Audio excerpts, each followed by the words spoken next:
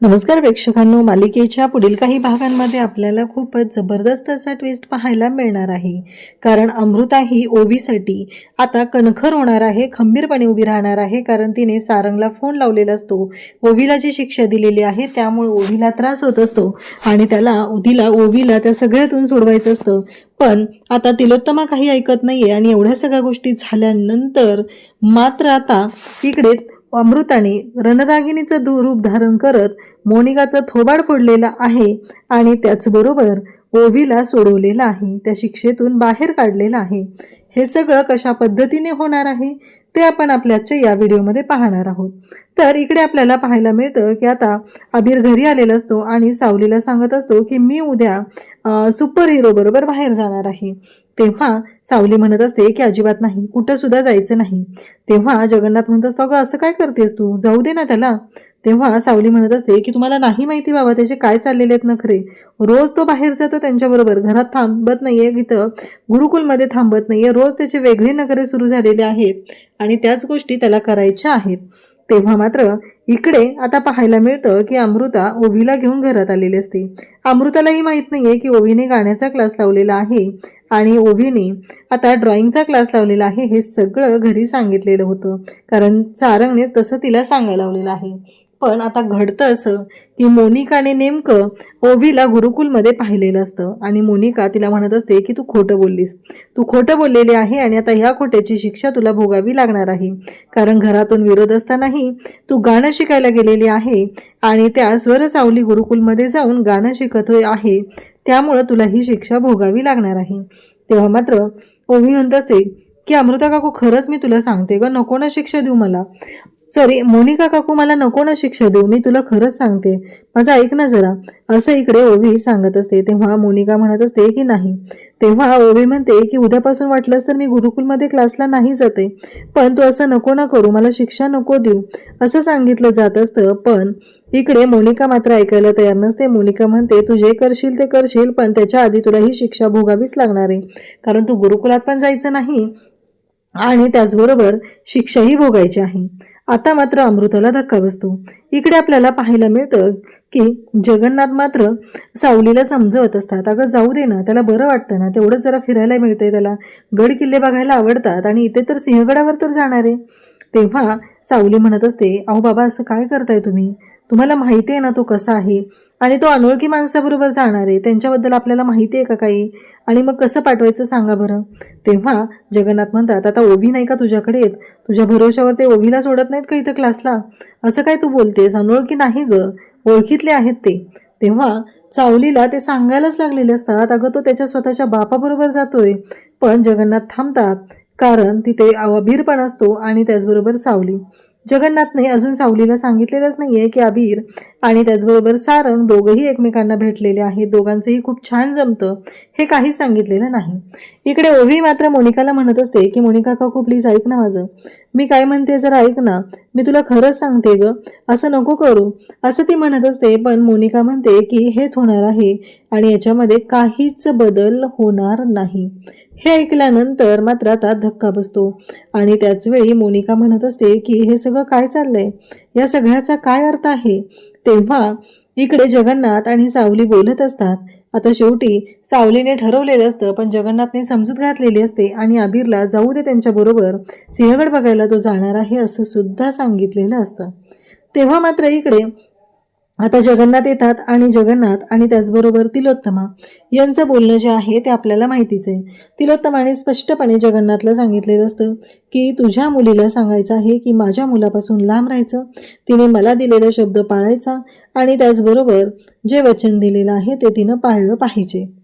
आता मात्र जगन्नाथ म्हणत असतात की हो बरोबर आहे, पण एक गोष्ट लक्षात ठेव, माझ्या मुलीलाच इच्छा नाहीये की तिने तुझ्या दारात यावं, त्यामुळं तो निर्धास्त राहा असं सुद्धा सांगितलेलं असतं. पण त्यावर तिलोत्तमाचं असं म्हणणं असतं की कितीही तू म्हणलास तरीही. तेव्हा जगन्नाथ म्हणतो की शेवटी आपण कोण आहोत बोलणारे, करता करता तो आहे, जर त्याच्या मनात ह्या गोष्टी असतील तर त्याने ज्या ठरवलेल्या आहेत त्याच पद्धतीने गोष्टी होतील असं सुद्धा जगन्नाथने सांगितलेलं असतं. तेव्हा मात्र इकडे तिलोत्तमा म्हणत असते की बरोबर आहे, पण तुझ्या मनात आणि तुझ्या मुलीच्या मनात असं काही येऊ देऊ नको, एवढं लक्षात ठेव. आता मात्र इकडे तिलोत्तमाचं हे सगळं बोलणं जगन्नाथने ऐकलेलं असतं आणि जगन्नाथने सांगितलेलं आहे की मी काहीच करणार नाहीये, पण नियतीने जर एकत्र आणलं आणि नियतीने जर ह्या गोष्टी ठरवल्या तर सगळ्या गोष्टी नीटच होणार आहेत असं सुद्धा बोललं जात असतं. त्यानंतर इकडे जगन्नाथ आणि तिलोत्तमा दोघंही निघून जातात. जगन्नाथला माहिती असतं की तिलोत्तमा कशासाठी आलेली आहे आणि जगन्नाथने एवढं सुद्धा सांगितलेलं असतं की तुझ्या घरातल्या माणसांना माझ्या घरातल्या माणसांपासून लांब राहायला सांगायचं. माझ्या मुलीच्या आयुष्यात कोणतीही ढवळाढवळ केलेली इथं मी सहन करणार नाही. हे ऐकल्यानंतर मात्र तिलोत्तमा हादरते, कारण राजकुमारने जे काही केलेलं आहे त्याने मला धमकी दिलेली आहे आणि म्हणून मी त्याला घरी येऊन घरात घुसून हे केलेलं आहे. ही गोष्ट लक्षात ठेव, माझ्या मुलीच्या माझ्या गुरुकुलच्या वाट्याला जर कोण गेलं तर मी शांत राहणार नाही. खरं तर जगन्नाथला इथे अभिरच्या म्हणायचं आहे, पण जगन्नाथ मात्र शांत राहिलेला आहे. इकडे पाहायला मिळतं की बबलू आणि त्याचबरोबर अमृता. त्यावेळेस अमृता आता वारंवार सारंगला फोन करत असते. ओवीला शिक्षा दिलेली, रूममध्ये कोंडून ठेवलेलं आहे, त्या रूमच्या बाहेर ओवीने 2 दिवस जायचं नाहीये. उद्या ओवीचा गाण्याचा कार्यक्रम आहे, तिने गाण्याच्या कार्यक्रमाला हजर राहणं गरजेचं आहे. पण ह्या मोनिकाने जे कांड केलेलं आहे ते आता अमृता सांगत असते. तेव्हा बबलूला म्हणते की बबलू, मला काही करून सारंगशी बोलायचं आहे. अरे ओवीला शिक्षा केली आहे मोनिकाने. तेव्हा बबलू म्हणतो, काय बोलताय तुम्ही अमृताबाईंनी? तेव्हा बबलू म्हणतो की सारंगदादा ज्या एरियात गेलाय ना तिकडे जरा फोनचा प्रॉब्लेम आहे, त्याच्यामुळे तिकडे फोन लागत नाहीये. आता हे ऐकल्यानंतर अमृता म्हणते, काही झालं तरीही मला ओवीला सोडवायचंय. तेव्हा बबलू म्हणतो की चला मी करतो काहीतरी. तेवढ्यातच मोनिका तिथे येते आणि बबलू म्हणत असतो की मोनिका वहिनी, तुम्हाला काय वाटतंय, तुम्ही जे काही केलेलं आहे ते सारंगदादाला कळलं तर काय होईल, किंवा तिलोत्तमा आईला कळलं तर काय होईल? असं म्हटल्याबरोबर इकडे ती म्हणते, काय बोलतेस तू बबलू डब्ल्यू, तू काय बोलतेस हे सगळं? तेव्हा मात्र इकडे बबलू म्हणत असतो की बघा, तुम्ही ओवीला शिक्षा केली. मागच्या वेळेस तिलोत्तमाला आईला माहीत नव्हतं की तुम्ही अमृता वहिनी आणि ओवीला शिक्षा केलेली होती. त्यांनी दोघींनीही सांगितलं नाहीये. पण सारंगदादा कुठल्याही क्षणी इथं पोहोचू शकतो, कारण त्याला तर मी मेसेज करून ठेवलेला आहे. पण तुम्ही सारंगदादा आल्यानंतर जर तुम्ही इथे सापडलात आणि तुम्ही ओवीला शिक्षा केली, ही गोष्ट जर तुम्हाला सारंगदादाला कळली तर त्याचे परिणाम काय होतील, ह्या गोष्टीचा विचार तुम्ही आता करत राहा. आणि त्यानंतर आता बबलूने एक छान असं डोकं चालवलेलं असतं, युक्ती केलेली असते आणि याच्यामध्ये त्याने दाखवून दिलेलं असतं मोनिकाला की तुम्ही जर याच्यामध्ये अडकला तर तुमची घराबाहेर हकालपट्टी आहे, एवढं लक्षात ठेवायचं आहे. तेव्हा मात्र मोनिका ऐकायलाच तयार नसते. मोनिका म्हणत असते, मी हे सगळं काहीच केलेलं नाहीये, मी सगळं अमृता वहिनींवर ढकलणार आहे आणि हे सगळं त्या अमृताने केले असं सांगणार आहे. तेव्हा मात्र इकडे बबलू म्हणत असतो की मला माहिती आहे तुम्ही काय करणार आहात. आता तरीही मोनिका काही सोडायला तयार नाही. ही गोष्ट लक्षात आल्यानंतर अमृता म्हणते की बस झालं मोनिका, आत्तापर्यंत खूप ऐकलेलं होतं, पण आता मात्र मी शांत राहणार नाही. माझ्या मुलीला तू सोडणार आहेस का नाहीस ते सांग. तेव्हा मोनिका म्हणते, नाही सोडत जा. म्हणजे हे सगळं तुझं प्लॅनिंग आहे तर आता मला कळलेलं आहे, याचा काहीच उपयोग होणार नाही आणि तू कितीही प्रयत्न केले तरी मी ओवीला सोडणार नाही, कारण उद्या ओवीचा गाण्याचा कार्यक्रम आहे हे मला माहिती आहे आणि ओवीला गाण्याच्या कार्यक्रमाला मी पोहोचू देणार नाही. तेव्हा अमृता म्हणते की आता बाद झालं, मी पण बघते की तू माझ्या मुलीला माझ्यापासून कशी बाजूला करते. आता मोनिका काही तिचं ऐकायला तयार नसते. शेवटी अमृता सांदिशी कानाखाली लगावते आणि म्हणते, आता कळलं का, मी तुला इतक्या वेळ काय समजवण्याचा प्रयत्न करते ते, का तुला समजूनच घ्यायचं नाही?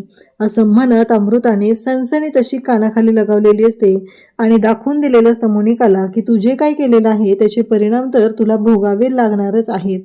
आणि त्याचबरोबर या सगळ्या गोष्टी जेव्हा घडत असतात तेव्हा मात्र आता तिथे तिलोत्तमा येते आणि तेवढ्यात सारंग सुद्धा पोहोचलेला असतो. सारंग हे सगळं पाहतो. मोनिका अमृताने ओवीला रूममधून बाहेर काढलेलं असतं आणि जवळ घेतलेलं असतं आणि इकडे मोनिकाच्या सनसनी तशी कानाखाली ठेवून दिलेली असते आणि सांगितलेलं असतं, पुन्हा माझ्या मुलीच्या वाटेला जायचं नाही. तिलोत्तमाला तर धक्का बसलेला असतो, कारण आजपर्यंत जी अमृता शांत राहणारी आहे ती असं कसं काय बोलली. त्याच्यावरती मोनिका म्हणत असते की सोडणार नाही तुला. तिला माहीतच नसतं मोनिकाला की तिलोत्तमा सुद्धा पाठीमागं आहे, कारण मोनिका सरळ सरळ धमकी देत आहे की आत्तापर्यंत तुझं खूप सहन केलेलं आहे, आता तुझं आयुष्य उद्ध्वस्त करणार आहे. तुझा नवरा तर मी तुझ्याकडून काढून घेतलेला आहे, पण तुझं राहिलेलं आयुष्य सुद्धा मी उद्ध्वस्त करणार आहे. हे सगळं जेव्हा घडत असतं तेव्हा मात्र सारंग तिथे पोहोचलेला असतो आणि सारंग म्हणत असतो, अमृतावहिनी काय झालंय? ओवी, आत्ताच्या आत्ता मला खरं सांगायचं, त्या दिवशीच्या गोष्टी मला कळलेल्या होत्या म्हणून मी आत्ताही तुम्हाला ताकीद केलेली होती आणि आत्ताही पुन्हा तेच घडत असेल तर मला विचार केला पाहिजे. आता मात्र मोनिका पाहत राहते आणि इकडे सारंग मात्र ओवीला विचारतो. तेव्हा ओवी सांगत असते की मोनिका काकूने मला शिक्षा दिलेली होती आणि मोनिका काकूने मला रूममध्ये कोंडून ठेवलेलं होतं. आता मात्र सारंगला धक्का बसतो आणि सारंग म्हणतो की बस झालं, आतापर्यंत खूप ऐकलेलं आहे, यापुढं माझ्या मुलीच्या वाटेला जर गेलात तर गाठ माझ्याशी आहे, एवढं स्पष्टपणे सारंगने सांगितलेलं असतं. अशाच अपडेटसाठी चॅनलशी कनेक्ट राहा. थँक्यू.